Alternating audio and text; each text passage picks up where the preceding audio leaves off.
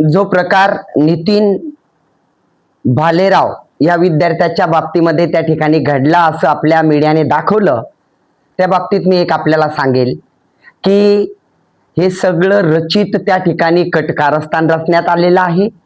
कुठला राग कुठे काढावा हा प्रकार झालेला आहे. खरं तर एक बॅकग्राऊंड मी आपल्याला सांगू इच्छितो. नितीन भालेराव हा विद्यार्थी नाशिक ब्रँचचा आहे. 6 महिन्यापूर्वी या विद्यार्थ्याला त्या ठिकाणी शाळेतून बडतर्फ करण्यात आलं, त्याला त्या ठिकाणी काढून देण्यात आलं. त्याचे कारण असे होते की हा विद्यार्थी भांडकुदळ आहे, त्याने खूप काही गोष्टी विद्यार्थ्यांना मारहाण केलेली आहे, शिक्षकांना उलटून बोलणे, रेग्युलर न करणे, त्या ठिकाणी पळून जाणे असे प्रकार तो करायचा. आणि त्याच्या हस्ताक्षरात हे लेटर त्या ठिकाणी आहेत, त्यांनी लिहून दिलेलं आहे की मला या कारणावरून काढून देण्यात येतं, मी हे गुन्हे केलेले आहेत. ते लेटर आहे तुमचं 10/6/2024चं. जो विद्यार्थी 24लाच त्या ठिकाणी अकॅडमीतून काढून दिला, त्याला आणून वेगळ्या पद्धतीचं षडयंत्र रचलं, हे चुकीचं आहे. मला त्या लोकांना सांगायचंय की एवढी नीतिमत्ता जाईल असं कार्य करू नये.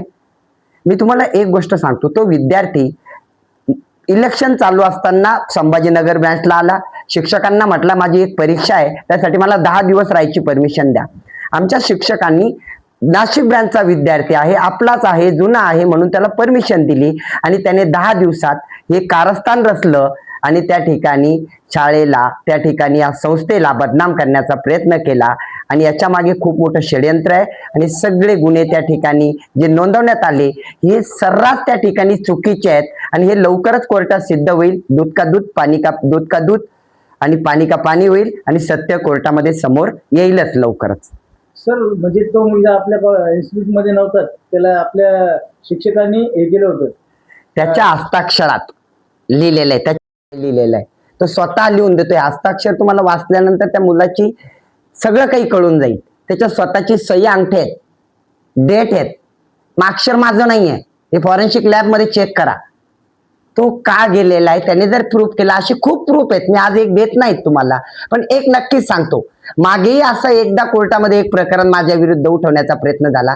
माझ्याकडे हायकोर्टाची त्या ठिकाणी आज त्या ठिकाणी ऑर्डर आहेत की ती चार्जशीट आणि FIR रद्द झाला त्या मुलीच्या बाबतीतला.